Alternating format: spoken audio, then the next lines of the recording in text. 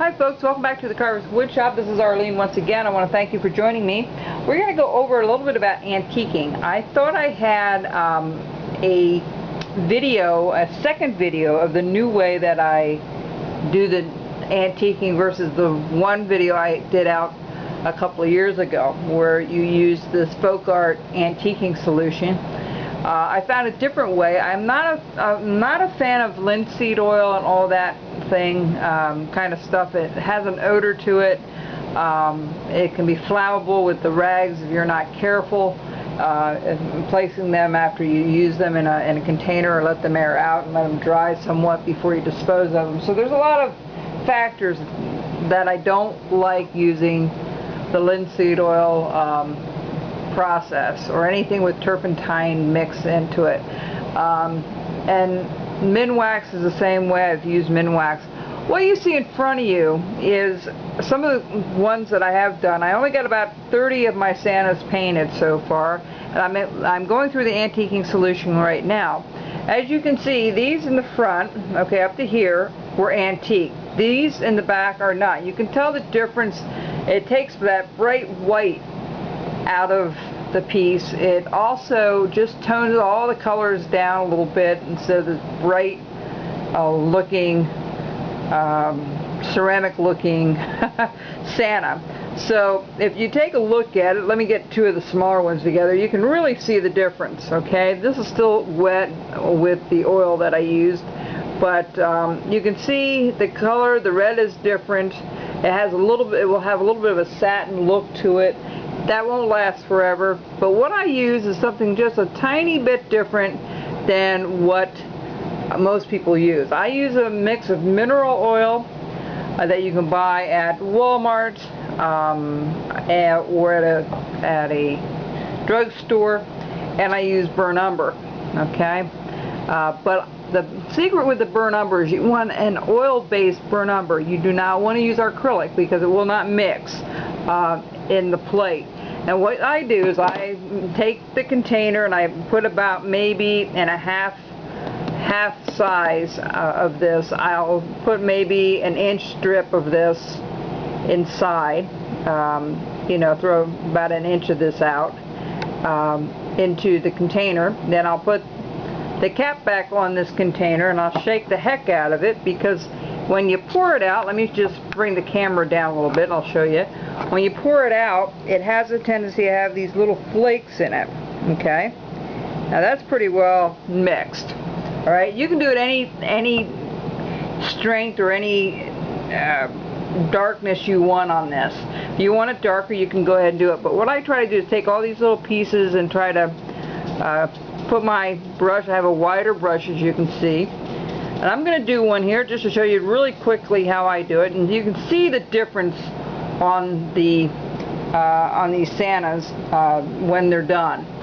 They just have a toned down look to it. So we're going to do this small one here because I can fit that in the camera lens pretty well. And what I do is I just load this up. When I have this really mixed well and I don't see any more specks in here, I just take the brush and I start going over it. Okay? Usually I have it on a paint stick. It can get kind of a mess when you do this. But I use a t-shirt material. I don't use paper towels because it just is better.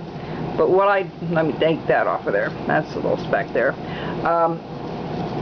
What I do is kind of just rub this in and try to get it in all the crevices and the little groove marks that I made. And then I do the bottom portion here. Okay? And I believe I did this on a video. I don't remember, and I could not find it. Somebody on Facebook asked me about the antiquing if I could do a video on it, so I thought, now's a good time to do this. Alright, so it's really soaked up pretty good. I'm trying to get the crevices filled. Alright, and then what I do is I take a torn t-shirt material. Everybody has extra t-shirts that they don't use, and then I'll just dab it. Okay, I'll just go around and dab it a little bit. On the back, I'll take the excess off, the red a little bit, and just kind of wipe it down a little bit. Not by much. You don't want to take all of it off. If you rub too hard, you're going to take all that stuff out of the crevices, and that's what you want to highlight. You know, you want those crevices to get dark. And that's about it. And then when you put it down, you just put it down, let it dry up, and let it take its course here. So you can really see the difference, okay, when you do that. Alright? I'm knocking some of these over. So that's my tip on how I do it.